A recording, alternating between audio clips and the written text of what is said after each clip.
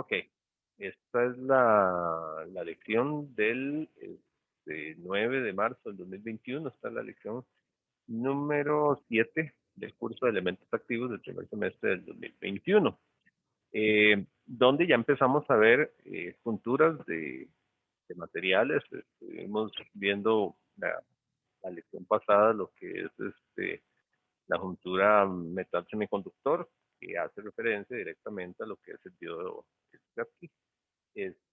Hoy la idea, bueno, voy a repasar un poquitito, hay un par de aspectos, un ejercicio que se quedó por fuera de la vez pasada, y avanzar a avanzar a lo que se llama la juntura PN, que es la del diodo, por así decirlo, el diodo estándar.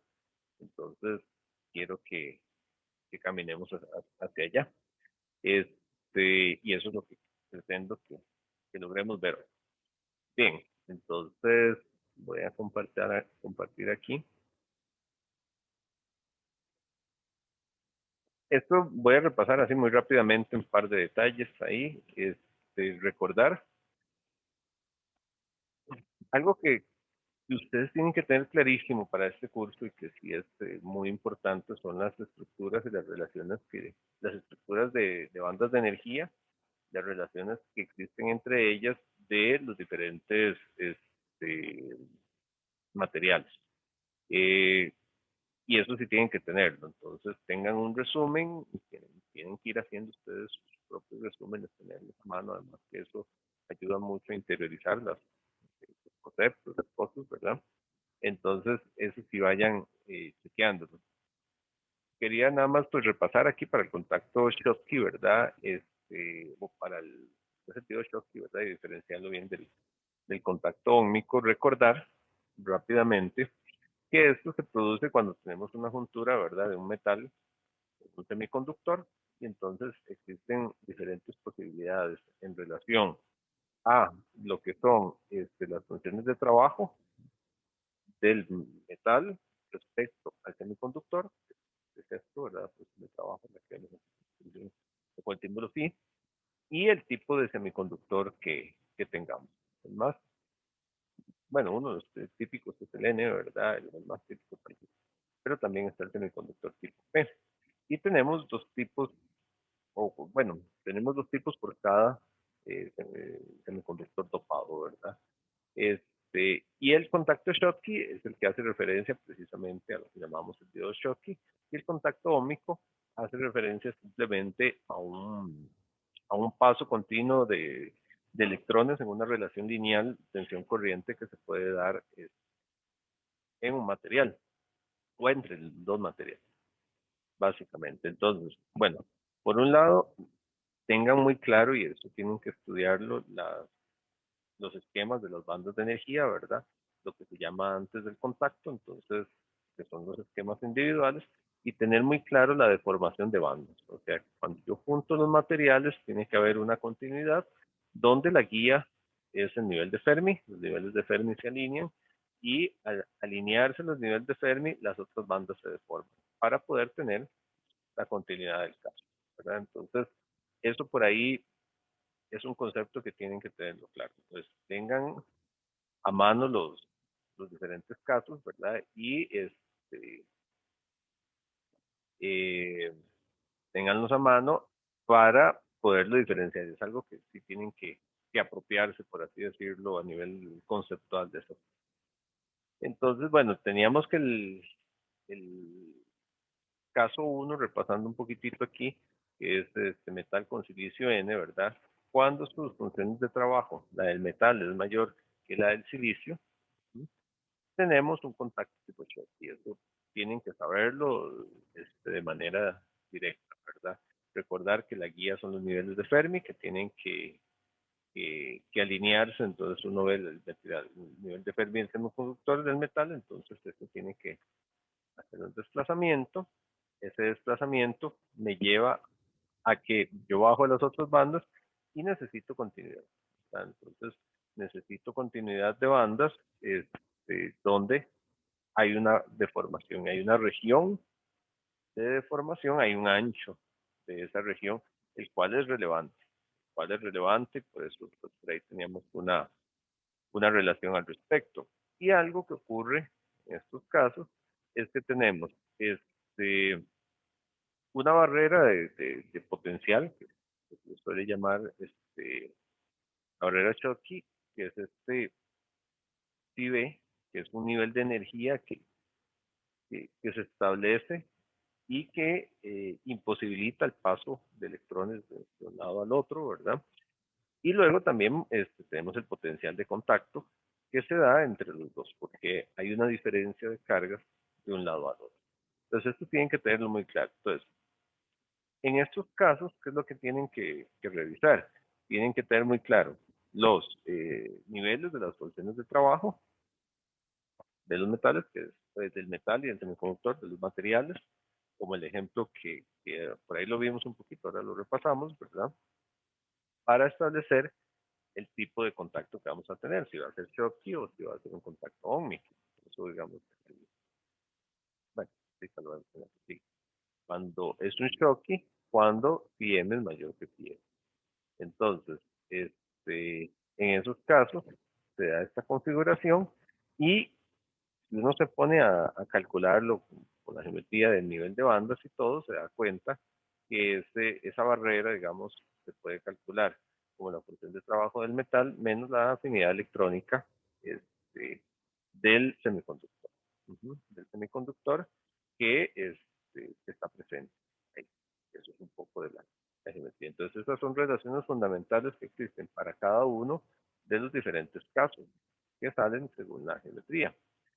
Un contacto único, pues pasa similar, se van a unir acá, pero este es un caso donde las funciones de trabajo más bien es diferente la relación, ¿verdad? Es mayor la del semiconductor respecto a la del metal. Entonces, cuando uno tiene eso, la guía siempre es esto, ¿verdad? Y entonces la barrera más bien queda al revés. Eso provoca, el hecho de que la barrera sea así, es que hay una barrera de potencial muy pequeña para los electrones, ¿verdad? Y que posibilita el flujo de ellos. Entonces hay un flujo de cargas de un lado al otro, ¿verdad? Que se da con mucha facilidad. Entonces, eso lo que va a hacer en estos dispositivos, al ser una barrera muy corta, es que los electrones puedan fluir fácilmente de un lado al otro, y casi con energía térmica, ¿verdad? Pueden moverse. Pero recordar un poquito que el contacto óhmico es un contacto que se utiliza para poder eh, interconectar el silicio con un contacto metálico que lleve la corriente. La función propiamente de diodo lo hace este, cuando tenemos la función de diodo. Esto es simplemente un truquito, digamos, para que puedan fluir los electrones de un lado al otro. Y aquí la relación de la barrera, entonces es importante tenerlo claro.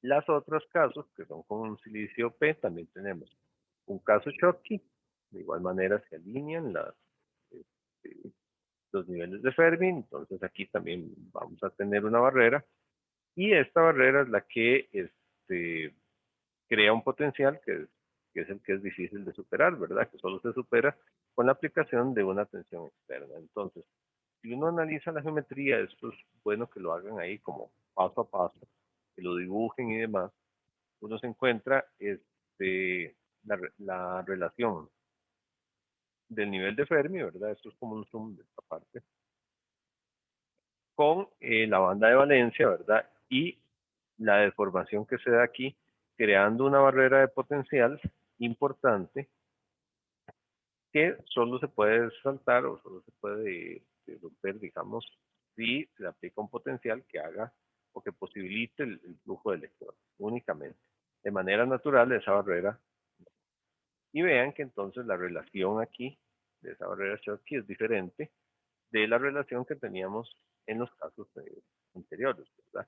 Por eso les digo, ustedes tienen que clasificar aquí por casos y tener la referencia de cada uno de ellos. Y luego tenemos que el contacto óhmico, aquí más bien está la relación, ¿verdad?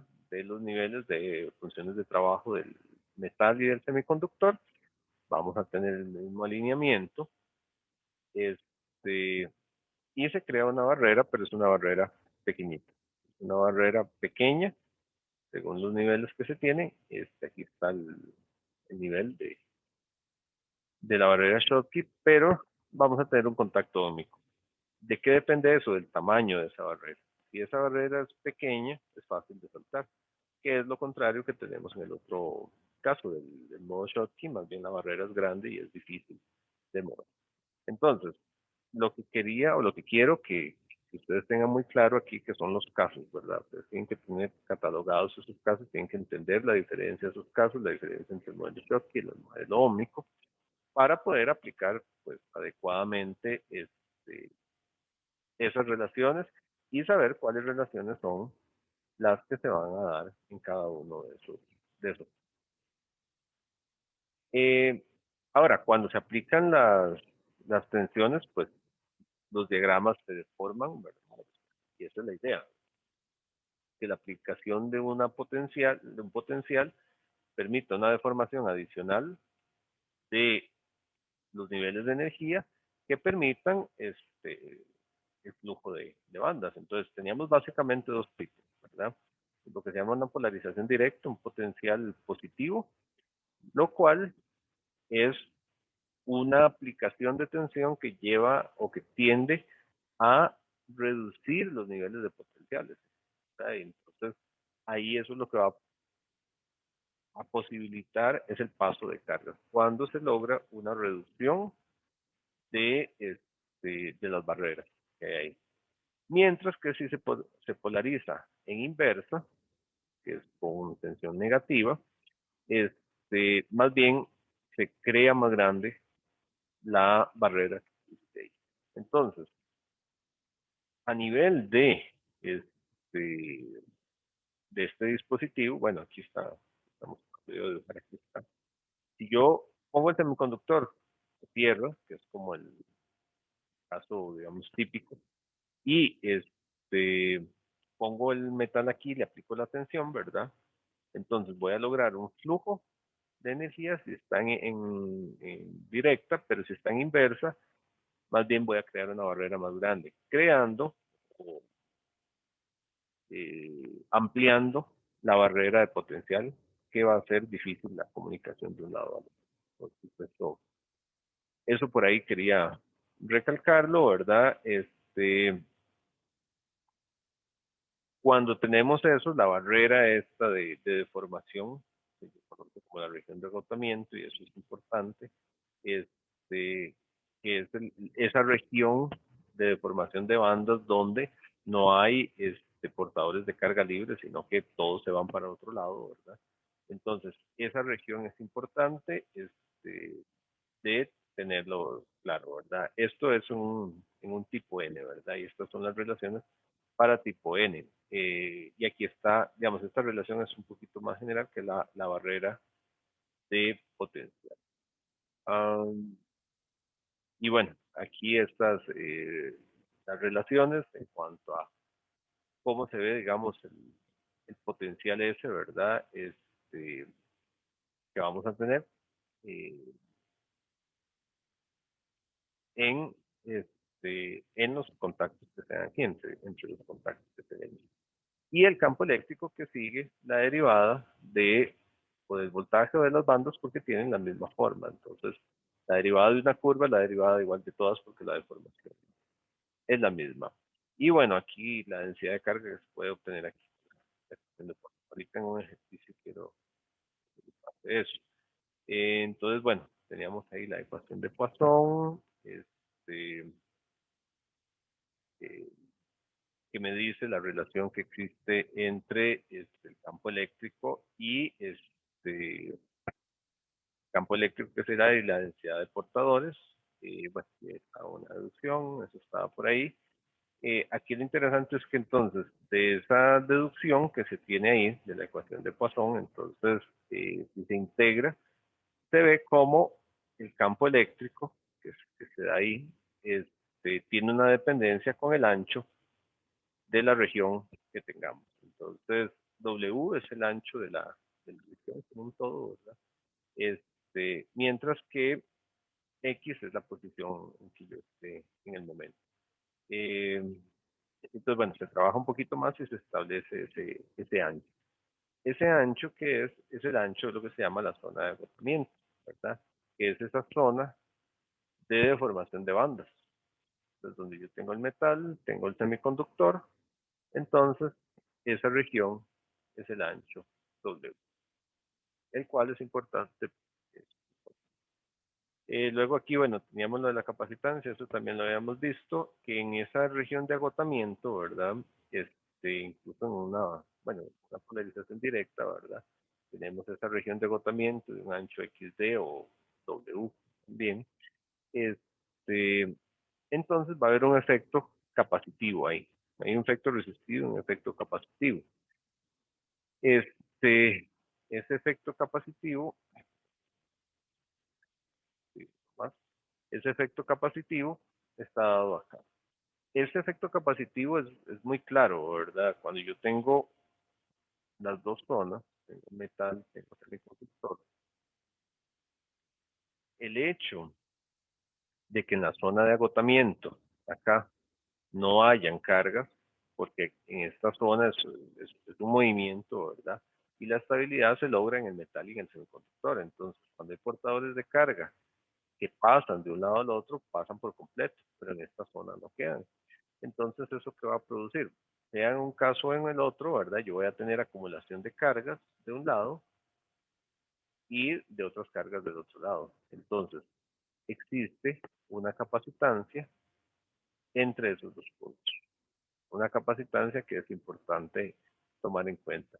¿Por qué es importante tomar en cuenta esa capacitancia? Bueno, todos los dispositivos semiconductores tienen una capacitancia que de una u otra manera limita la velocidad de los dispositivos. Esa capacitancia entonces es muy relevante. ¿Por qué? Porque cuando yo le voy a aplicar entonces una tensión, una corriente, dependiendo cómo sea, bueno, tensión, se va a producir una curva de carga y si le quito la tensión de descarga del dispositivo. Y eso está relacionado directamente con la capacitancia que tengamos ahí. Entonces, es importante, digamos, pensando como en la aplicación, conocer esas capacitancias porque a partir de ahí tengo un límite en cuanto a, esto sería sin tiempo de carga y descarga, ¿verdad? De un capacitor, tengo un límite de la velocidad a la que puede ir. Por eso es que hay dispositivos que se dice que son de alta velocidad o baja velocidad. ¿De qué depende esa alta o baja velocidad? Bueno, depende mucho de la capacitancia. A mayor capacitancia, más tiempo de carga, más tiempo de descarga y el dispositivo es más lento. Puede tener más capacidad eventualmente de cargas, pero el dispositivo es lento. Entonces son aspectos a tomar en cuenta. Entonces quería repasar eso. Aquí había un ejemplo, hay un ejemplo en diodo Schottky, la vez pasada lo vimos un poquito. Entonces decía que para silicio tipo N, ¿verdad? Se tiene un diodo Schottky y se da aquí pues lo que es la función de trabajo del metal, eh, la afinidad electrónica, obviamente esto es del semiconductor, que es el que la tiene, ¿verdad? En el metal no la vemos.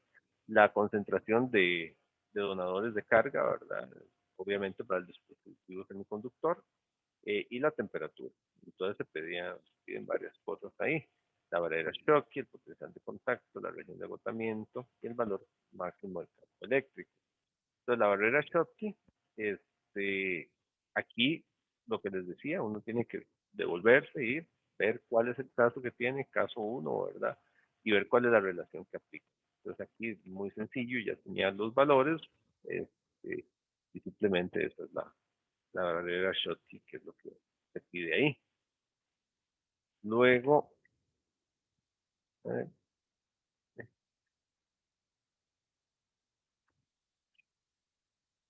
vamos a ver que se puso allá. No sé por qué no ha cargado. Ya está. Luego se pedía el potencial de contacto. El potencial de contacto sale de una relación básica. Esta es la relación básica que hay que tener, que es una de las relaciones que se vieron, entonces hay que tener en cuenta esta relación básica de ese potencial de contacto. Entonces, si uno parte de acá, uno se da cuenta que necesita la diferencia entre el nivel de la banda de conducción menos el nivel de Fermi, ¿verdad? Y eso ya estaba dado por una de las ecuaciones, que sería, digamos, a nivel de bandas, uno se ubica y les decía, tienen que tener muy claros los niveles. Entonces, en el nivel de conducción tienen el nivel de Fermi intrínseco, ¿no? Que es el nivel medio totalmente, pero este es un dispositivo dopado con silicio tipo N, ¿verdad? Entonces, algo que ya tienen que saber ustedes ahí es que su nivel de energía va a subir, ¿verdad? Entonces, al subir, sube el nivel de Fermi, que sería este que está aquí. Se desplaza por encima del nivel intrínseco de Fermi, ¿verdad? Cuando es de silicio tipo P, más bien baja, pero aquí más bien sube. Entonces, aquí se da una pequeña relación donde se establece que la diferencia entre estos dos, que al final de cuentas esto es lo que estamos buscando, ¿verdad? Parte de el eje medios, que es esto que está aquí, menos este desplazamiento que se da acá, ¿verdad? Y ese desplazamiento depende del dopado. Entonces teníamos que para ese desplazamiento, teníamos que este es el movimiento que estaba por ahí, este, que es una relación que ya teníamos. Entonces, lo que hay que tener muy claro es la relación que existe entre bandas, ¿verdad? Entonces, con eso lo que se averigua es la diferencia entre estos dos niveles.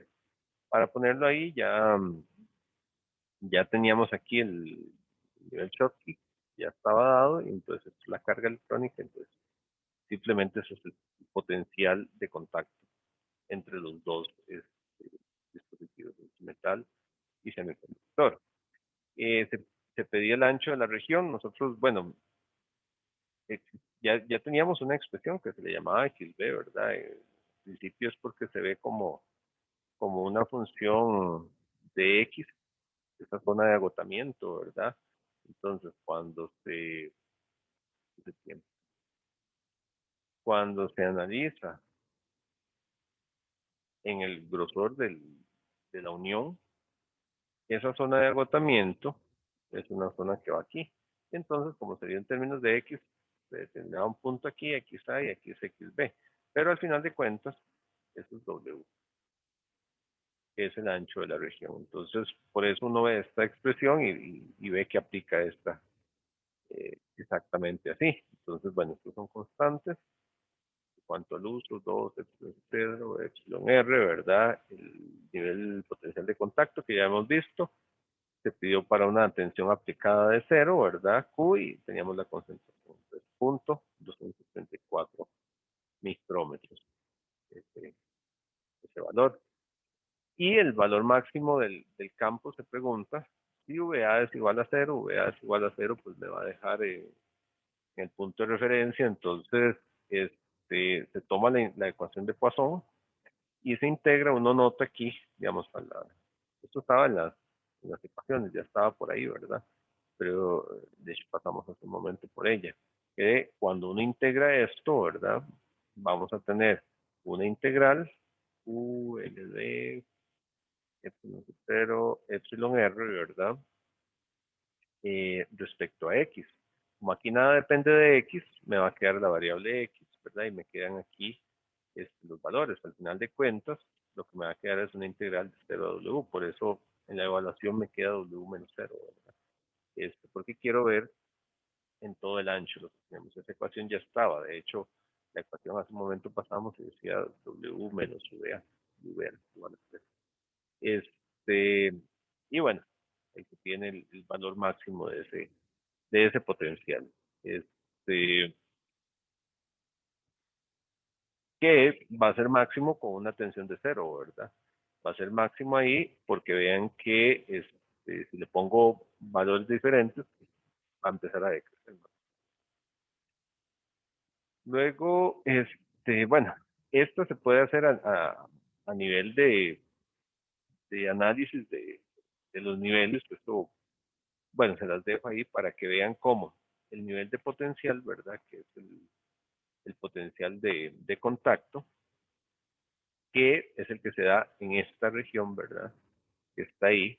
Se puede sacar como la diferencia de la función de trabajo del metal respecto a la función de trabajo del semiconductor. Uno lo puede ver que al final de cuentas viene haciendo eso. Y jugando con la geometría ahí, pues se llega a ese valor que me da lo mismo que se calculó antes. Entonces, es una forma alternativa. Por eso les decía que es muy importante que conozcan todos esos niveles. Eso es relevante. Y el otro ejemplo que estaba por ahí es una unión cromo-silicio. Si revisan el cromo es un metal, ahora más bien con ND, ¿verdad? Con donadores de carga, o sea, un material tipo P. Y dice que se aplica una tensión VA de -5, una tensión inversa, en este caso una polarización inversa, en la terminal del metal, ¿verdad? Ustedes, el metal semiconductor, y entonces se tiene este esquema, ¿verdad? Este es el esquema de partida. Entonces, decir que se aplica una tensión aquí de -5 voltios es una polarización inversa. Esto es importante saberlo. Claro, entonces, bueno, se preguntan algunas cosas como igual el contacto, el ancho de la zona de agotamiento para ese caso, el campo eléctrico en X igual 0, el potencial en diodo, y la capacitancia directa, se pregunta. Cuando uno ve eso, digamos, tiene que ubicarse en el caso que se está manejando de silicio, pero hay que ubicarse que tenemos una polarización inversa ahí del metal con el silicio en ND. Ahí uno tiene que ubicar adecuadamente el caso y ver los niveles de banda para ver que aquí pues mantenemos, digamos, es un caso Schottky, pero de polarización inversa.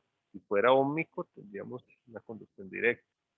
Entonces, bueno, la ecuación de partida es esta, me doy cuenta, y hay que averiguar los niveles de banda. Entonces, aquí es básicamente la misma relación que se hizo hace un rato. Entonces, aquí se obtienen los valores que se van a necesitar abajo, ¿verdad? Esto, las diferencias de banda, y se tiene el, el potencial de contacto. Es un procedimiento muy similar, nada más que ubicándose en el caso. Es necesario ver ahí los niveles de banda. El ancho de la zona de agotamiento, aquí tenemos la fórmula que es como de calcularlo, nada más, no es nada del otro mundo. La magnitud del campo eléctrico en la interfaz es como la misma, bueno, la misma ecuación. Igual para X igual 0. Entonces, esto de aquí es igual 0, lo cual va a ser también el campo máximo que se va a tener. Ahí numéricamente. El potencial existente en el diodo, cuando yo aplico una tensión, aquí hago la barrera más grande. Entonces, más bien, el potencial de contacto se hace, la barrera es más grande, ¿verdad? Entonces, yo tengo mi potencial de contacto, y el potencial de contacto, como es una barrera, un potencial, digamos, inverso. Entonces, donde yo le aplico los 5 voltios, por eso es que se ve que se suma. Esto es la barrera, digamos, de potencial, al final de cuentas, general que va a tener ahí. Se amplía porque es una polarización inversa. Y la capacitancia directa que se va a tener ahí es de 40 nanofarads sobre centímetro cuadrado. Estas capacitancias son relevantes porque ya, me limitan el accionar de los dispositivos. Bien, entonces, bueno, teníamos esos dos ejemplos aquí, bueno, una imagencilla de cómo se implementan esos diodos Schottky, que al final de cuentas necesitan metal, ¿verdad? De algún tipo, ¿verdad? En contacto con silicio dopado, ¿verdad? Y luego usualmente hay un punto que es de silicio. Digamos, aquí tenemos el material dopado y vamos a tener la alta zona de portadores de carga, luego una zona menos fuerte, que da continuidad y se conecta con contacto óhmico. El hecho de decir que aquí hay un contacto óhmico, lo que quiere decir es que aquí simplemente viene un contacto que ya va a conducir la corriente que tenemos. Recordemos que la idea de este dispositivo es que conduzca corriente en un sentido, ¿verdad? Del metal al semiconductor, que viene por acá, y después tiene que ir a algún lado. Entonces, este contacto óhmico es el que está posibilitado ahí por él. O es el que posibilita esa entrega de la señal. Finalmente, el diodo, como un todo, está descrito por esta ecuación, no vemos la deducción, pero cuando se polariza en directo su corriente, tiene esta forma. Esta es la forma de la ecuación. Tiene un valor constante, y este, que se le llama corriente de fuga reversa, o corriente de saturación del diodo, este, y se ve de esta forma. Bueno, aquí están las dos curvas, ahorita vamos hacia acá, pero aquí tenemos el diodo Schottky, que me dice, digamos, cómo se comporta la corriente. En este dispositivo, pues la corriente, a partir del voltaje que posibilita la conducción, es que empieza a crecer grandemente, ¿verdad? Por eso es que todos los diodos tienen esa característica, tienen un punto de crecimiento exponencial. Ese crecimiento exponencial, ¿cuándo es que se da? Cuando se rompe la barrera de potencial gracias a la aplicación de una tensión en directo. Y lo otro es la polarización inversa. Uno ve los voltajes, ¿verdad? Que hay un punto cuando yo llevo el diodo a cierto punto de polarización, primero él no conduce nada y se lleva a un punto, o se puede llevar si se le aplica mucha tensión, a un punto que se llama ruptura, que es un punto donde ya más bien el diodo va a empezar a conducir en inversa este, mucha corriente, pero es un punto de ruptura que el cual no usualmente no se lleva. El funcionamiento del diodo generalmente es aquí y en la región de no conducción. De hecho, para llegar a ese punto de ruptura hay que ir muy lejos, por eso las líneas discontinuas, ¿verdad? Que lo que quieren decir es que es un punto que está muy lejos, necesita mucho voltaje, mucha tensión aplicada para llegar ahí. Y bueno, ahí un poco cómo se calcula esa corriente en inversa, pero para nosotros va a ser un poquito más útil esta ecuación. Pero va a ser más útil cuando la comparemos con la del diodo PN. Entonces, a esto es a lo que vamos.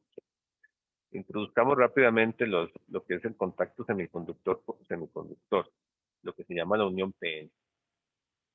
Lo que acabamos de ver, digamos, es la unión metal-semiconductor. Ahora la idea es semiconductor-semiconductor, con la idea de tener una región dopada con donadores y otra con donadores y otra con aceptores, ¿verdad? Entonces, los niveles de carga son distintos. Entonces, cuando uno hace eso, y esta es la parte interesante, ya vimos, digamos, qué es lo que pasa cuando juntamos dos regiones con concentraciones de carga distintas. Hay un efecto, obviamente, si hay donadores, de entregar parte de sus donadores, ¿verdad?, al otro material, si hay receptores, de recibir carga. Entonces, si se hace esa conexión de dos tipos de silicio, el tipo P y el tipo N, ¿verdad? A través de un silicio intrínseco, vamos a tener este comportamiento. Y es que, bueno, respecto al silicio P, los huecos se difunden en el silicio, ¿verdad? Intrínseco, creando un cierto potencial. Eso es obvio, ¿verdad? Entonces, aquí hay aceptores, entonces, electrones libres que ya por temperatura ambiente están en la banda de conducción, van a pasar hacia el silicio tipo P. Entonces, hay un desplazamiento de cargas, ¿verdad? Entonces, uno ve cómo o se conceptualiza que los huecos se mueven hacia allá, ¿verdad? Y para lograr lograr el equilibrio, ¿verdad? Algunos huecos se pasan ahí y empezamos a ver como un pequeño intercambio ahí de donadores de ese tipo. Este, hasta lograr un equilibrio, ¿verdad? Inicialmente los huecos se pasan de manera fuerte, pero luego hay que buscar un equilibrio. Entonces hay un punto de equilibrio solo con el material. Entonces existe en equilibrio térmico un potencial que va a depender de la temperatura, que es KTQ, por el logaritmo natural de la concentración de, de cargas ahí entre 10 a la 10. Que para temperatura ambiente son 26 milivoltios, lo que se tiene ahí por la constante KTQ. En el otro lado, más bien son los electrones los que se difunden, ¿verdad? Los electrones pasan, ¿verdad? Crean un campo eléctrico, pues por el desplazamiento de cargas, se desplazan electrones por un lado, luego otros se compensan, ¿verdad? Entonces hay un movimiento hasta lograr un equilibrio, y ese equilibrio también da un potencial que para este caso, ahí teníamos estas relaciones, con los portadores de este tipo, esta es la ecuación que me da el potencial que existe entre estos dos. Entonces ven que hay un potencial entre ambos puntos, un potencial entre el silicio tipo P y el silicio intrínseco, y entre el silicio tipo N y el silicio intrínseco. Esto, obviamente, digamos, de alguna manera, al ser complementarios, ¿verdad? O sea, los materiales topados de manera diferente, de una vez esto está sugiriendo un movimiento de cargas de un lado al otro, porque tenemos una región con cargas negativas, una región con cargas positivas, entonces ahí lo que hace falta es como un empujoncito de cargas para que hayan flujos de corriente hacia el otro lado. Y aquí nada más terminamos aquí con estas definiciones. Entonces en la unión PN se unen secciones de silicio con dopados complementarios. Complementarios quiere decir dopados N y dopados P de los dos lados. Y entonces se utiliza una nomenclatura aquí de ecuaciones para entenderlo. Esto lo que quiere decir es, el, cuando veamos esto, la concentración de huecos en el lado P, pues P, la primera P es huecos, ¿verdad? Y luego el lado P. Aquí serían electrones del lado N. Aquí tendríamos electrones del lado P. O sea, la subíndice denota la pertenencia. Y estos serían huecos del lado N. El subíndice dice la pertenencia. P es que está del lado P, ¿verdad? El subíndice P. El subíndice N del lado N, ¿verdad? Y la letra mayúscula me dice cuáles son las cargas que se están viendo. Entonces, el movimiento de electrones ahí, ¿verdad? Vamos a tener que los electrones del lado N se van a mover por difusión, ¿verdad? No necesitamos arrastre inicialmente, sino simplemente difusión. Hay una diferencia de concentración de carga que hace que se desplacen. Hay una carga positiva en el lado N, una carga negativa en el lado P, que es lo que les decía, son como los ingredientes para tener conducción. Se crea un campo eléctrico que va del lado N al lado P, ¿verdad? Eso creo que es fácil de visualizar, ¿verdad? Uno dice, bueno, y si tengo N, tengo P, tengo aquí simplemente silicio, ¿verdad? Y entonces así, como tengo campos eléctricos de aquí a aquí y de aquí a acá, bueno, y tengo un campo eléctrico del lado N al lado P, este, total, ¿verdad? Eso es como muy lógico. Y entonces los electrones se pueden mover eh, de vuelta al lado N por arrastre. Por arrastre, recuerden que necesita la aplicación de un campo eléctrico, ¿verdad? Y los huecos también, por consiguiente, ¿verdad? Pero entonces, al principio, digamos, por simplemente diferencias en las concentraciones de carga, tenemos una creación de un campo eléctrico, ¿verdad? Que están ahí. Ese campo eléctrico después tiene el potencial de mover cargas, ¿verdad? En condiciones de equilibrio, la corriente de arrastre es igual a la corriente de difusión, ¿verdad? Entonces tenemos una corriente de cero, porque lo que tenemos ahí, para resumir esto, entonces tenemos P, N y silicio, digamos, ¿verdad? Entonces, ¿qué tenemos? Por las diferencias de densidades de carga, tenemos campo eléctrico de un lado, campo eléctrico del otro. Y tenemos una corriente de difusión que empuja las cargas de un lado al otro, ¿verdad? Y del otro lado aquí.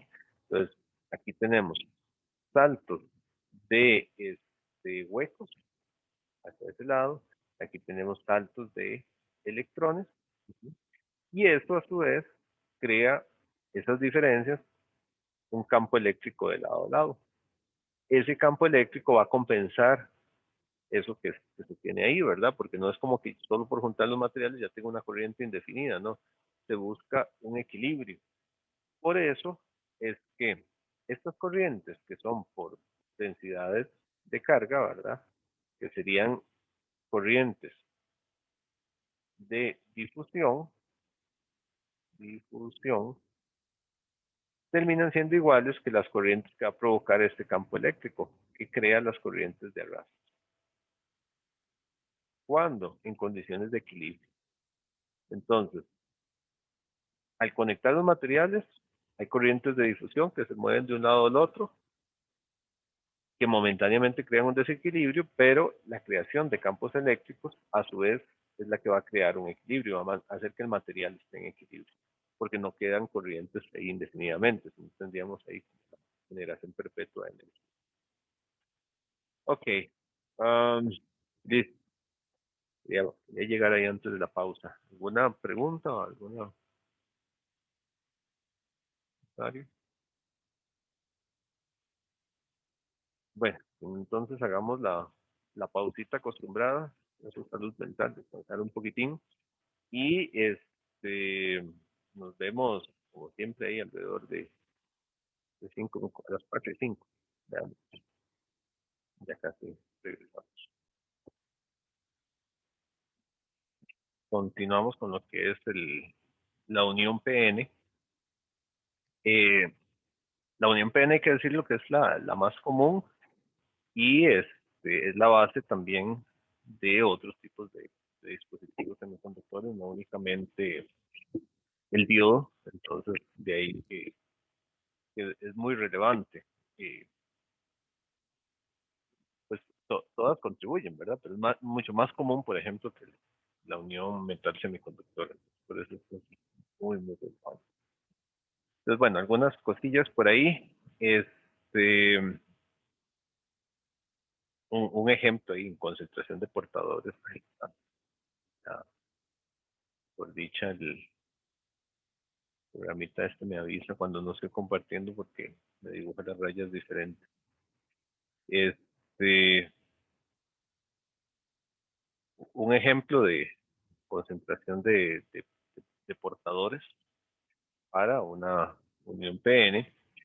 Entonces, una unión PN de silicio que tiene concentraciones diferentes de dopantes, obviamente, ¿verdad? Creo que es muy, muy claro, ¿verdad? Cuál es cuál, ¿verdad? Cuál corresponde a cuál. Hay donadores, aceptores y materiales PN. Entonces se pregunta por la concentración de portadores mayoritarios y minoritarios a ambos lados de la unión. Tenemos la unión como tal, P y N, digamos, se suele conceptualizar así de manera muy sencilla. Y entonces lo que se está preguntando es, pues, por la concentración este, en ambos lados, lo cual está muy sencillo, y los potenciales que van a haber uno y otro, según eh, lo que veíamos ahora. Entonces, de la concentración de portadores mayoritarios y minoritarios, ¿verdad? Obviamente, con, concentración, según lo que vimos, de huecos en el lado P es igual a NA, que son los receptores, ¿verdad? Entonces 10 a la 16 eh, eh, sobre centímetro cúbico. Luego, la concentración mayoritarios y minoritarios, también en el lado P, ahora de electrones por la ley de acción de masas, de manera muy sencilla, y se ve que la concentración es muchísimo más baja, ¿verdad? Como es lógico, 10 a la 16, aquí 10 a la 4. Luego, en el lado N, ¿verdad? En el lado N, los mayoritarios, pues simplemente es el ND, ¿verdad? Y por la ley de acción de masas, aquí tenemos también los minoritarios, que serían los huecos en el lado N, según la nomenclatura que hice hace un momento. Este, y obviamente tienen que ser mucho menores los minoritarios, ¿verdad? Que los mayoritarios. Eso es algo que se espera, digamos, que ustedes también eh, sepan distinguir adecuadamente, que sepan distinguir cuáles son mayoritarios, cuáles son minoritarios y en qué lado, ¿verdad? Eso es como mucho del contexto. Y en cuanto a los potenciales de un lado y del otro, ahí teníamos una expresión para esos potenciales, ¿verdad? Entonces, están el potencial del lado P y el potencial del lado N, que básicamente lo que cambia es en el logaritmo, ¿verdad? Eh, ¿Cuál estoy analizando, verdad? Entonces, en el lado P son los N, ¿verdad? Que están en el lado P, entonces son los que me dan el potencial. Y en el lado N, los N que están ahí. Respecto a las concentraciones intrínsecas, ¿verdad? Que esa no cambia. Entonces, tengo pues están esos potenciales. Eh, en ambos lados, digamos, tiene que quedar bastante claro, que era un poco lo que les apuntaba ahí, ¿verdad? Que la concentración de portadores mayoritarios es mucho mayor que la de minoritarios, ¿verdad? Entonces, esto es huecos en el lado P, obviamente son mayoritarios, ¿verdad? Mientras que electrones en el lado P es mucho menor, ¿verdad? Eso puesto en contexto según esos números, en línea, ¿verdad? Y de igual manera, los electrones en el lado N mucho mayor que los huecos en el lado N. Esto es como bastante lógico, digamos, que tiene que estar ahí. Y entonces la barrera de potencial total de un lado al otro termina siendo eh, el potencial de N menos el potencial de P, que es lo que les decía, ¿verdad? Que al final de cuentas hay un potencial grande, digamos, de un lado al otro, que se puede redondear ahí, esos valores ahí, eso ya se puede redondear a 700 milivoltios. Es, es el potencial total que vamos a tener de un lado al otro. Eh, ok, entonces, algunas de las cosillas que podemos ir viendo. Ahí, mira, esta es la parte final. El potencial de contacto de la unión PN, bueno, es una deducción media grande, aquí la vemos muy resumida, en realidad lo que nos interesa al final de cuentas es la expresión esta final que está ahí. Este, ese potencial de contacto, pues, parte de, del equilibrio. ¿Cuál equilibrio? Que la corriente de arrastre es igual a la corriente de difusión. Esa es la condición de equilibrio. Entonces, cuando uno tiene eso, no usa las expresiones que ya teníamos por ahí antes, igual a esas expresiones, se van los Q que quedan por ahí, y puede hacer una integral ahí y introduce ahí lo que es la relación de.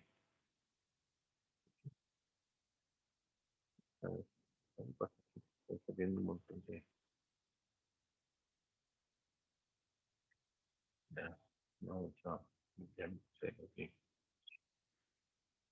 La relación de Einstein acá, que es básicamente pues jugar con estos valores, digamos, si uno ve, esto es un cociente de P, mu P, y aquí está de P, y mu P, ¿verdad? Y eso es una tensión, esto venía de la relación de Einstein directamente, que es lo que me da estos potenciales que ya aparecían por ahí, ¿verdad? En el ejemplo anterior teníamos esa relación K3 sobre Q. Este, entonces, si uno juega con esas expresiones, eh, obtiene que la relación que existe entre estos dos este, el potencial de contacto, así como hay metal semiconductor, semiconductor, termina siendo KTQ sobre el organismo natural de la concentración de huecos en el lado P y de huecos en el lado N. Este, que sustituyéndolo según las concentraciones y utilizando aquí la, la ley de acción de masa hasta acá, en ese punto, al final de cuentas uno puede escribirlo aquí. Esta es la expresión que es relevante. Aquí la deducción no lo es tanto. Para demostrar la masa hay que llevar más tiempo, pero esta expresión es relevante. ¿Qué es esto? Esto es el potencial de contacto de la unión PN. Entonces, tomen nota, tenganlos en sus resúmenes, porque es una expresión que se va a estar utilizando este, para algunos casos. Entonces, esa ecuación es relevante. Por eso, entonces, véanse un ejemplo aquí. Igual esto fuera de, fuera de cuando tenía que salir. Este, salió, salió desatiempado. Este, ok.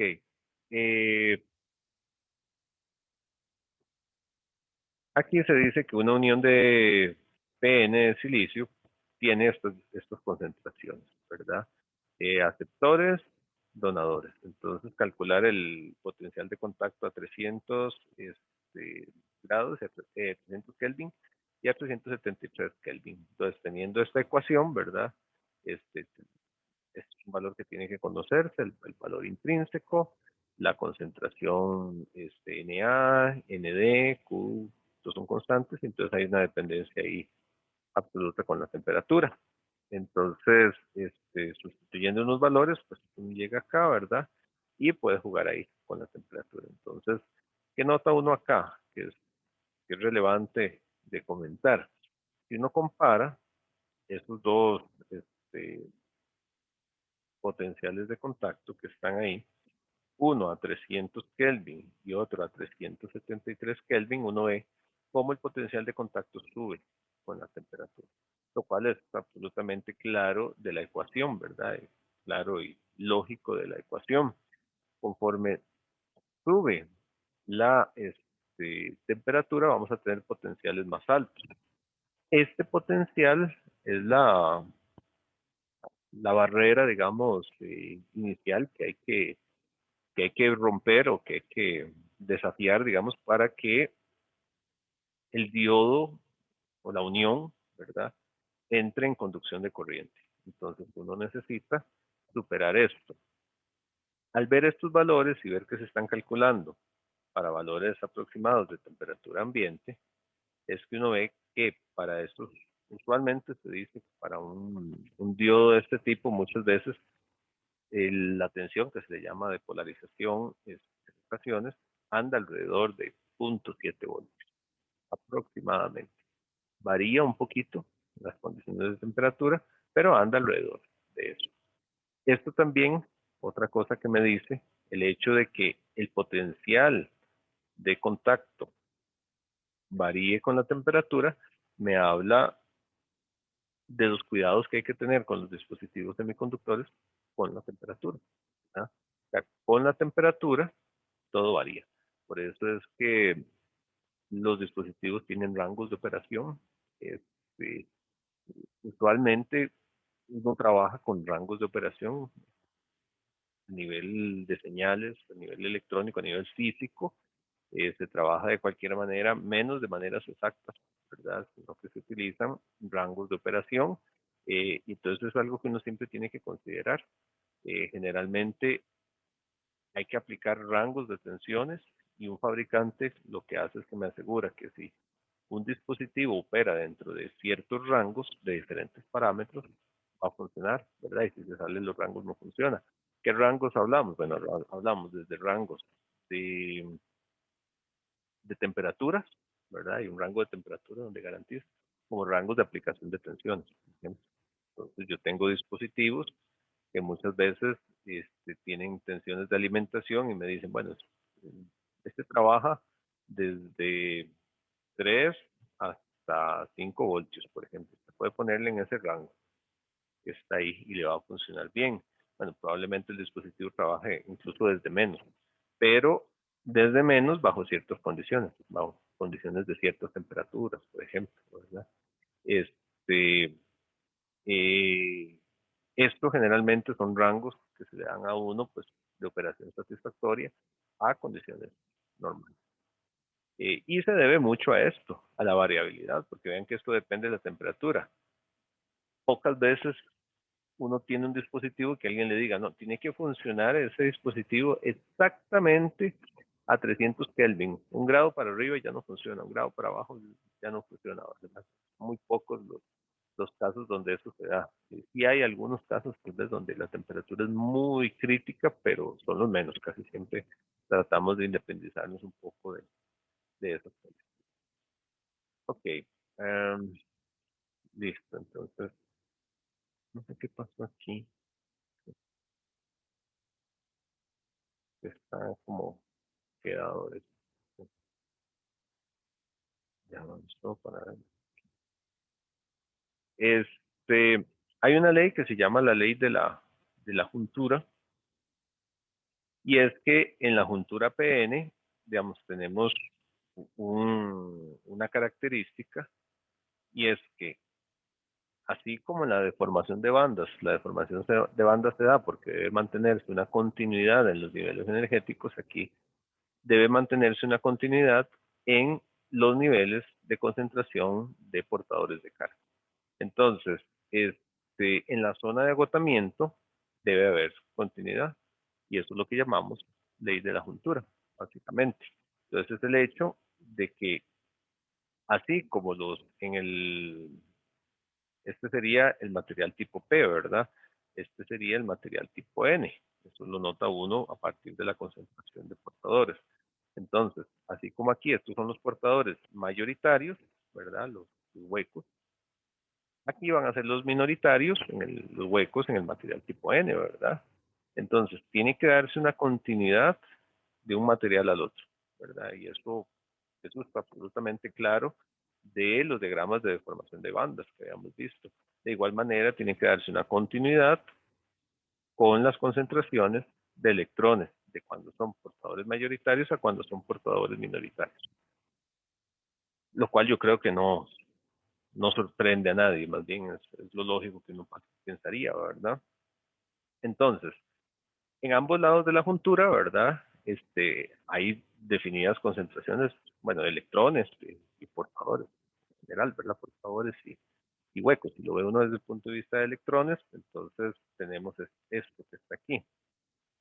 Considerando únicamente los electrones, a ambos lados, donde un lado es mayoritario y otro lado es minoritario, ¿verdad? Entonces, el potencial debido a estos electrones, ¿verdad?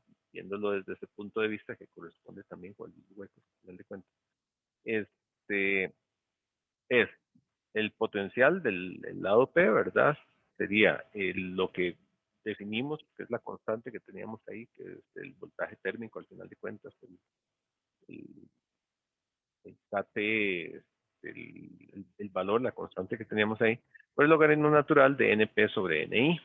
Eso para el valor de el pi El Cn, ¿verdad? Sería Nn sobre Ni.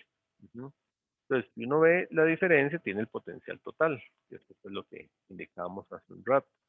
Entonces, uno hace eso por leyes de logaritmos, ¿verdad? Saca factor común VT, y por leyes de logaritmos, esto se convierte en una división, N, N sobre Ni entre Np sobre Ni, entonces se les da vuelta, ¿verdad? Se cancelan los Nis, y entonces el potencial total termina siendo este valor VT, el logaritmo natural de Nn sobre Np. Y entonces a partir de ahí se puede despejar la concentración de electrones en el lado N, ¿verdad? Eh, del lado P. Bueno, podemos hacerlo para los dos lados. Aquí son electrones en el lado P y aquí son huecos en el lado N. Eh, aquí sí, aquí es electrones en el lado N, aquí en el lado P más bien, en el lado P. Este, hay que corregir eso. En el lado N, P, lo que hay que poner ahí. Eh, y se pueden tener las concentraciones de carga de un lado al otro. Lo interesante de la ley de juntura, que me habla de esa continuidad que hablábamos, es que la concentración de portadores minoritarios de un lado de la unión depende de la concentración de portadores mayoritarios del otro lado y de un factor exponencial. Cuando uno ve las relaciones que se dan aquí, vemos cómo los electrones en el lado P, electrones en el lado P, ¿verdad? Que son los portadores minoritarios en el lado P, dependen de los portadores mayoritarios en el lado N. Hay una dependencia clara ahí. Y hay una relación exponencial entre ellos dos. Y lo mismo ocurre con los otros portadores, ¿verdad? Entonces, esta es la relación que me describe que, si nos devolvemos a la imagen de hace un momento, esta de acá, limpiarla, lo que vemos es que esa ecuación lo que me describe es esta curva, ¿verdad? O sea, hay un decaimiento exponencial de los portadores, en este caso, mayoritarios, ¿verdad? Del lado P, para llegar a este punto aquí. O sea, estamos hablando de que esos portadores minoritarios en el lado N dependen de los portadores mayoritarios, ¿verdad? El lado P, por un factor exponencial, ¿verdad? Un factor exponencial que me dice, me habla de este decaimiento. Y del otro lado pasa lo mismo, ¿verdad? Partimos de este valor máximo. Recuerden que es un exponencial negativo. Entonces, el exponencial negativo en el inicio, lo que llamamos cero, ¿verdad? Vale 1. Entonces me da el valor inicial y de ahí se da un decaimiento exponencial hasta llegar al otro valor. Y aquí también. Y la curva que describe esos dos está dado por estas ecuaciones que están aquí, que dependen a su vez de el potencial que haya, ¿verdad? El campo que haya de un lado al otro totalmente y la tensión térmica que esté aplicada. Y eso me va a decir qué tan rápido, qué tan lento va a ser ese decaimiento. Y eso es lo que me dice la ley de la juntura. Me dice cómo es la relación de portadores de un lado y del otro. Obviamente, bueno, y tenemos una deformación de bandas, ¿verdad? Y un doblamiento de las bandas porque son materiales distintos, entonces tienen niveles de energía distintos y necesitan igualarse, ¿verdad? Entonces, al unir los dos materiales, esto es muy lógico, el nivel de Fermi se va a alinear, ¿verdad? Es lo que les decía al puro inicio, por eso quería retomar a partir de ahí. Entonces los niveles de energía pues van a bajar, ¿verdad? Van a subir, van a bajar hasta buscar un equilibrio. Hay huecos que pasan de P hacia N, ¿verdad? Superando el potencial QVI, y electrones que pasan de N hacia P, superando el otro potencial. Entonces, antes del contacto, como son materiales distintos, digamos, aquí se pone el nivel de Fermi intrínseco, que es una referencia básicamente, y aquí tenemos los niveles de Fermi en el lado P que se va para abajo y en el lado N que se va para arriba, ¿verdad? Entonces, tienen que alinearse. Entonces, después del contacto, los niveles de Fermi se van a igualar, o sea, aquí esto, ¿verdad? Entonces hay un desplazamiento de las bandas y hay una deformación, un doblamiento de las bandas. Ese doblamiento de bandas me da las condiciones de continuidad, lo mismo que veíamos para el caso Schottky, ¿verdad? Al final de cuentas, es exactamente lo mismo y es lo que me crea los niveles de potencial de contacto que se establecen, ¿verdad? Que es el nivel que hay que superar. El potencial de contacto se puede escribir ahí como KT sobre Q y el logaritmo natural de las concentraciones de aceptores, de donadores sobre NI al cuadrado. Ese potencial es bien importante porque es el que me define el punto a partir del cual el diodo empieza a funcionar. Es como el punto a partir del cual hay operación. Esa deformación de bandas crea esa barrera de potencial, ¿verdad? En la cual se ve ahí, ya lo habíamos mencionado, pero se ve de esa manera. Este, del silicio N al silicio P, ¿verdad? Vamos a tener ese doblamiento. Que me crea pues un potencial que hay que superar, ese potencial que como habíamos visto antes, ¿verdad? Tiene la misma forma de las bandas de energía, nada más que con signo contrario, entonces se ve así. El campo eléctrico es una derivada de esta función aquí, entonces por eso el cero aquí, ¿verdad? Pues las pendientes aquí son cero, y ese es el punto. Y esta sería la densidad de carga, cómo pasa de un lado al otro, ¿verdad? Por el tipo de materiales que se está manejando. Del silicio tipo P, ¿verdad? Que tiene aceptores, mayor concentración, al silicio tipo N, ¿verdad? Entonces la densidad de cargas varía también. Ese dispositivo es lo que llamamos un diodo. No tiene como nombre de diodo particular, digamos, cuando uno dice diodo, está hablando de este diodo de la unión PN en silicio, es el más normal. De hecho, digamos, también hay diodos en germanio, pero se especifican que son de germanio. Tiene una característica un poco diferente. El símbolo es así simple, nada más, ¿verdad? El símbolo es así de sencillo, ¿verdad? Conduce corriente de ánodo a cátodo, corriente convencional, ¿verdad? Entonces, el movimiento de corriente que se da ahí convencional es, es en ese movimiento, ¿verdad? En esa dirección, es el movimiento. Igual esto es un ánodo y esto es un cátodo de este lado, así como el shock, igual, ¿verdad? Y tiene la característica de que bloquea la corriente en el sentido opuesto. Funciona como una válvula de agua, ¿verdad? Así como hablábamos del otro. Entonces, la corriente sí puede pasar de un lado, pero del otro lado no. Y esa es la característica básica de un diodo, que permite la conducción en un sentido y en el otro sentido no. Y es lo que lo diferencia grandemente de un dispositivo resistivo. Un dispositivo resistivo no tiene lado, conduce igual para ambos lados. Tiene un sentido de conducción, tiene una dirección en la que conduce, y esta es la característica básica, pero para conducir necesita superar una barrera de potencial, ¿verdad? Necesita superar, bueno, este es el V-diodo y ese V-diodo tiene que romper la barrera de potencial que tiene propiamente el dispositivo. Porque si no antes, bueno, sí hay conducción, pero es una conducción muy pobre. Y si lo polarizamos en reversa, o sea, tensión en sentido opuesto, ¿verdad? Así, más bien lo que va a hacer es bloquear, ¿verdad? Y no va a conducir nada. En este dispositivo también es relevante el ancho de la región de agotamiento.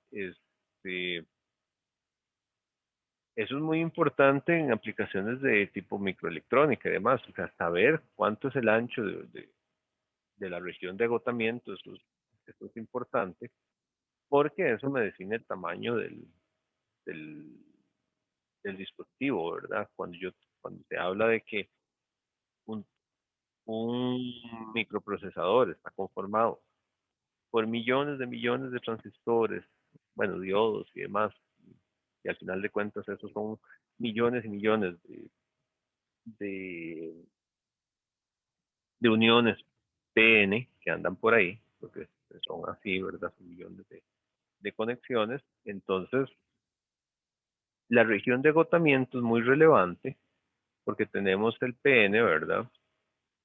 Y esa región de agotamiento me define un límite. O sea, yo no puedo hacer el dispositivo más pequeño que que esa región de agotamiento, ¿verdad? No es posible. Yo no puedo hacerlo más pequeño que ella. Es más, y bueno, tengo que dejar un espacio también para que haya una suficiente concentración de portadores de carga en los otros lados. Pero la región de agotamiento me impone un límite.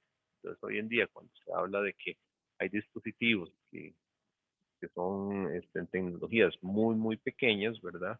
Esto es un límite importante, que la región de agotamiento tiene que existir, ¿verdad? Yo no puedo hacer el dispositivo más pequeño aún que la región de agotamiento.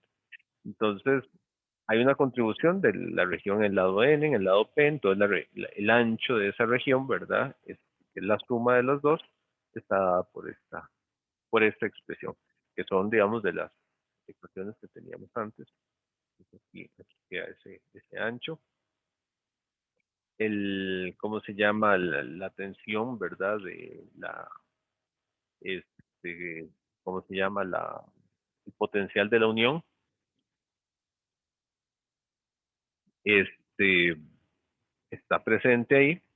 Eh, Se ve la dependencia del ancho, ¿verdad? Con las concentraciones de dopado, obviamente, entre, digamos, si yo aplico muchas concentraciones o sea, si le pongo más eh, donadores, aceptores, el ancho se va haciendo pequeño, ¿verdad?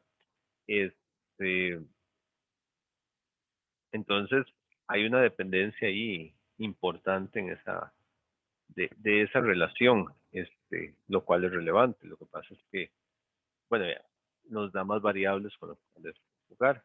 Este, y bueno, la tensión es la misma de la ley de la juntura que habíamos dado, ¿verdad?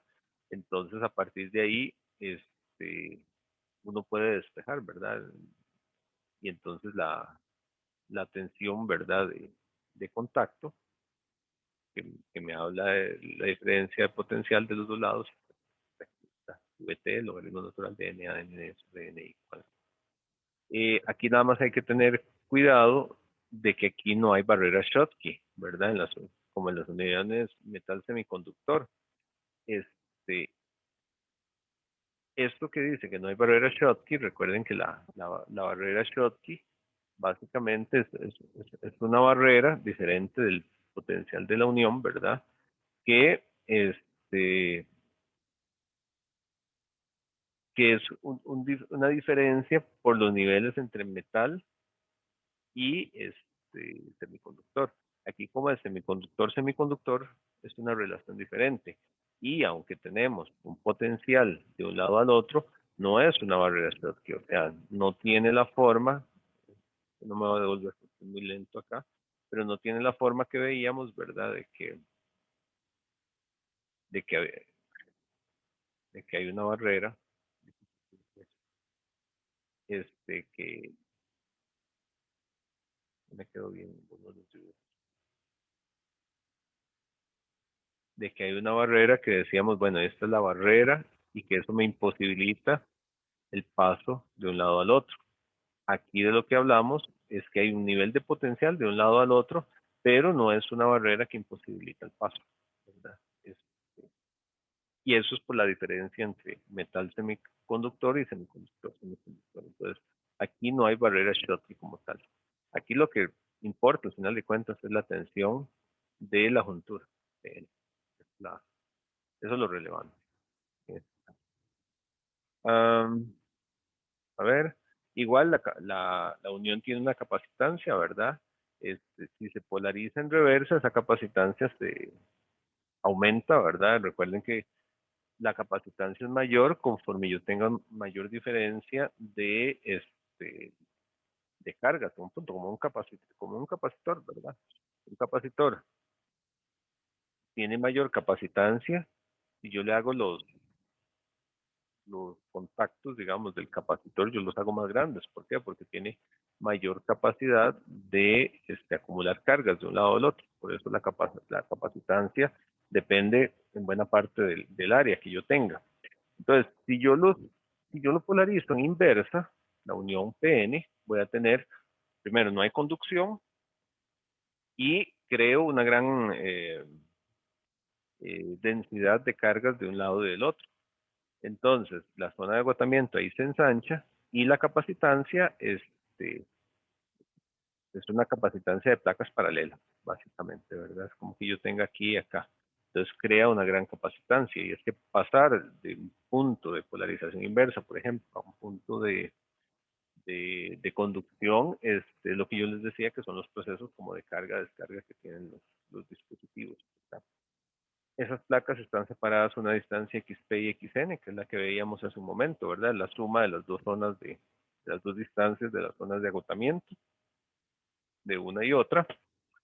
Y en equilibrio, bueno, está dada por esta forma. Igual no vemos la, la deducción porque eso lleva rato, pero se puede ver aquí. Entonces, esta es ¿cómo se llama? Una fórmula a tener. Esta es la capacitancia en equilibrio. En equilibrio, ¿qué quiere decir? Simplemente el material en su estado natural, por así decirlo, sin la aplicación de ninguna tensión que la lleve al desequilibrio, precisamente. Pero en reversa se ve así, esta capacitancia. ¿Qué quiere decir en reversa? Así, ¿verdad? Con polarización inversa. O sea, con una tensión aplicada en reversa. Si yo la aplico así, tengo esta capacitancia y esto es en equilibrio. Tengan mucho cuidado a la hora de usar las ecuaciones, ¿verdad? De tener muy claros sus notitas de cuándo, cómo se usa una ecuación, en qué caso se usa una u otra. Um, y bueno, la capacitancia, esa capacitancia llamada CJ parte a partir de la condición de equilibrio, ¿verdad? Que es esta. Y conforme lo voy aplicando, la tensión de reverso, bueno, tiene este comportamiento, ¿verdad? Que se va a ir desplazando. Entonces, bueno, aquí viene un ejemplillo de la unión PN, ¿verdad? Una región con concentraciones de carga de aceptores y donadores, ¿verdad? Ahí están los valores. Obviamente hay que saber cuál, ¿verdad? Este, entonces determinar el potencial de contacto, la capacitancia en equilibrio y la capacitancia en reversa. Entonces, el potencial de contacto, ya teníamos la ecuación, tengan esa ecuación a mano, ¿verdad? Saber cómo calcularla, entonces ahí está súper sencillo cómo hacer el cálculo, ¿verdad? Este es el valor intrínseco, ahí se les dio NA, ND, están acá, ¿verdad? Y el voltaje térmico, que si no nos dicen otra cosa, pues lo asumimos a 300 Kelvin. Entonces, es de 0.73 voltios, lo que les decía, ¿verdad? Más o menos 0.7 por ahí se van a cambiar los valores para un diodo de silicio, no unión PN. La capacitancia en equilibrio es la ecuación grande que vimos hace un momento, 26.7 nanofaradios sobre centímetro cuadrado, y en reversa, 173 picofaradios, lo cual coincide con lo de la ecuación que se veía, la curva que se veía hace un momento, ¿verdad? La tensión de reversa. Entonces, esas capacitancias es importante, digamos, su cálculo, por lo que les decía, ¿verdad? Como para tener en mente por qué las calculamos. Esto es sumamente relevante en casos de circuitos digitales, por ejemplo. ¿Cuál es la curva característica del diodo? Es esta que está aquí. Vamos, este es el símbolo, ¿verdad? Está el ánodo, está el cátodo, la aplicación de tensiones directas, esta que está aquí. Eh, Recuerden, digamos, cuando uno ve estos dispositivos, cuando uno ve el diodo, recordar que él está hecho para conducir en la dirección como se ve el diodo, ¿verdad? Uno ve el diodo ahí con esa flechita, digamos, y ahí es donde va la corriente de diodo. Ujú. Y es un dispositivo al final de cuentas pasivo. Entonces, ¿cómo recordar? La aplicación es como una resistencia, ¿verdad? O sea, aquí va a ser la tensión de diodo, como en una resistencia. En una resistencia, por convención pasiva de signos, la corriente es aquí, corriente de resistencia y tensión de resistencia, ¿verdad? Siempre el positivo de la tensión cuando es una caída por el punto por donde entra la corriente, aquí también, ¿verdad? Entonces es lo que se refleja aquí en el diodo. Entonces tenemos la tensión más por donde va a entrar la corriente. Eso para el estado de operación. Si fuera tensión inversa es al revés, ¿verdad? Cuando, bueno, eso ya corresponde a partir de las próximas lecciones. Cuando un diodo se está conduciendo, hay un modelo en que se puede sustituir, digamos, como si fuese un corte. Bajo ciertas condiciones se puede hacer, se verá luego. Y bueno, básicamente eso es lo que tenemos. Esto es polarización directa, ¿verdad? Polarización directa, y entonces esta región de polarización directa me da esta curva que está acá, que ese es el punto donde yo le aplico esa tensión, ¿verdad? Una tensión directa, vías casi siempre se entiende como de polarización, y tenemos esto. Y aquí, alrededor de punto 7, ¿verdad? Vean que punto 7 para el silicio, que en inglés se dice silicón, tenemos la tensión de juntura. Y ahí se da esa, bueno, ahí le dicen bueno, la curvatura esta, ¿verdad? Y a partir de ahí tenemos una corriente mayor. Y si sigo aplicando una tensión, la corriente crece fuertemente a partir de ahí. En polarización reversa, que vamos a tener igual a ánodo cátodo, ¿verdad? Pero la tensión, vean que es en reversa, más o menos. Entonces, no hay corriente a menos de que lleguemos al punto de ruptura. Y el punto de ruptura ya es dañar la juntura. Entonces, no debe llegar uno ahí. Hay una corriente de fuga, que es esta que está aquí, ¿verdad? Esta es la región reversa. Y uno no debería llegar ahí al punto de ruptura. Esa es la característica que se tiene. Esta es la ecuación, así como el diodo Schottky, ahora les mencionaba, pues esta es la del diodo. Esto tenemos que analizarlo con más calma. Esto se obtiene a partir de acá. Una corriente, ¿verdad? Esta es la corriente eh, de fuga, digamos que a partir de ahí está la definición. Y el factor exponencial que me dice cómo es que se comporta esto. Esa ecuación se llama la ecuación Schottky. Si lo comparamos ya con el Schottky, que es diferente de lo anterior de Schottky, uno se da cuenta que varias cosas. El diodo PN, ¿verdad? Tiene mayor tensión de contacto VI en comparación con el Schottky, ¿verdad? Aquí uno ve el PN tiene mayor tensión, punto 7, el otro es como en punto 3 por ahí, ¿verdad? Y el Schottky tiene mayor corriente de fuga de reversa. Mientras que el diodo PN es un diodo que mantiene por más tiempo la condición de apagado. Vean aquí cómo se comporta el Schottky. El Schottky conduce bastante en comparación con el PN en reversa.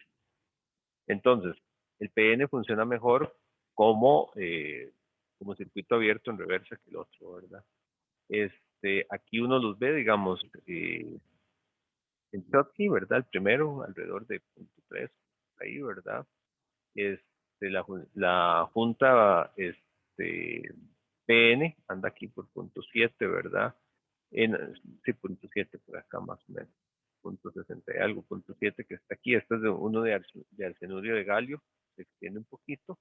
Y también un Schottky de arsenurio de galio se ven así. Pero vemos que la característica esta de bloquear tensión en reversa, el mejor es la unión PN de silicio, porque los otros tienen corrientes de fuga mayores. El chiste, por así decirlo, de un diodo es por lo menos para la mayoría de aplicaciones, es que funcione lo que les decía como una válvula. Hacia acá conduce y hacia acá no conduce. Y el que mejor logra eso es la unión PN del diodo de silicio. Entonces, por eso, digamos, es preferido para muchas aplicaciones de rectificación, sobre todo. Aquí se ve, ¿verdad? Una diferencia entre el Schottky, ¿verdad? Y el de silicio. Hay una diferencia grande entre los dos. Esta se da mayor tensión y sobre todo tienen, pues, lo que les decía, un mayor bloqueo de corriente. Y aquí muy rápidamente mencionarlo, el diodo Zener es un otro tipo de diodo, que es un diodo hecho para trabajar más bien en la, en la parte de ruptura. Un diodo normal de silicio o Schottky no debería llevarse a la región de ruptura. Pero el Zener está hecho más bien para operar ahí, que se les conoce a veces como diodos de ruptura o diodos Zener. Entonces, este es el simbolillo, que es diferente del Schottky, ¿verdad? El Schottky es así, mientras que el diodo normal de silicio es así, ¿verdad? Y el Zener tiene estos palitos ahí. Este, y está hecho para trabajar más bien con tensiones de reversa. Esa es la forma en que está hecho. ¿Cuál es la idea de él? Trabajar en una tensión de reversa fija y él mantiene esa tensión de reversa. Entonces, ven, aquí está la corriente, aquí está eso, entonces se le aplica una tensión de reversa y a partir de ahí él conduce. ¿Cuál es la idea de él? Es que él no deje pasar, digamos, las aplicaciones es que no deje pasar de cierta tensión. Entonces, por ejemplo, si yo tengo una tensión más o menos, todo bien, ¿verdad? En la tensión más o menos, resulta que él no conduce porque es un diodo, ¿verdad? Por aquí no va corriente. Pero si yo le aplico una tensión inversa, cuando llegue al punto de reversa, él se comporta como un cortocircuito casi. Ahí. Bueno, un cortocircuito no, va a mantener la tensión, por eso no es un cortocircuito, pero empieza a conducir ahí, toda la corriente se la lleva a él. Se usan mucho para reguladores de voltaje, para que un voltaje no pase de cierto punto. ¿Por qué? Porque si yo le estoy aplicando una tensión inversa, él la va aceptando, ¿verdad? Y no va conduciendo. Y llega al punto, cuando llegó a la tensión de Zener, a la zona Zener, en ese punto, él empieza a conducir y mantiene esa tensión. Mantener esa tensión quiere decir que él mantiene la tensión, pero empieza a conducir. Entonces, ya más tensión no acepta. Entonces, se usa mucho para mantener tensiones. A veces se le llama recortadores de tensión también, para que lo mantenga. Entonces, él, él, él se mantiene ahí en esa región de ruptura, que es ese punto que está ahí, ¿verdad? Es la polarización inversa, ¿verdad? Que puede causar una alta corriente, ¿verdad? Entonces, eso está en el efecto Zener o efecto avalancha. Este, y bueno, siempre se trata de no llegar ahí porque, digamos, el diodo casi siempre en reversa se quiere que no funcione, ¿verdad? Excepto el Zener. El Zener es el que está hecho para trabajar en esos puntos. Y bueno, ahí también hay una región, un comportamiento exponencial para diodos que se puede. Y esa es la forma del diodo Zener. El diodo Zener está hecho para trabajar, entonces, aquí, en esta región, ¿verdad? Es, es como un diodo convencional, pero diseñado específicamente para operar en la región Zener. Después se verá con algún detalle. Quería por lo menos cerrar ahí.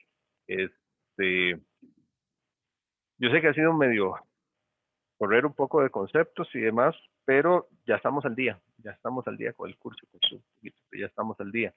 Entonces, lo que les decía, a partir de la, de la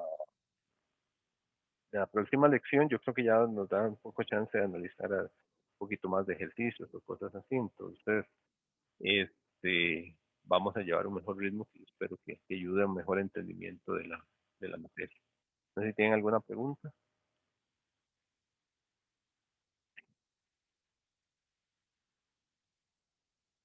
Bueno, si no hay preguntas, entonces cerramos hoy. Ya no les robo más tiempo, ya les robé unos minutitos y tengo que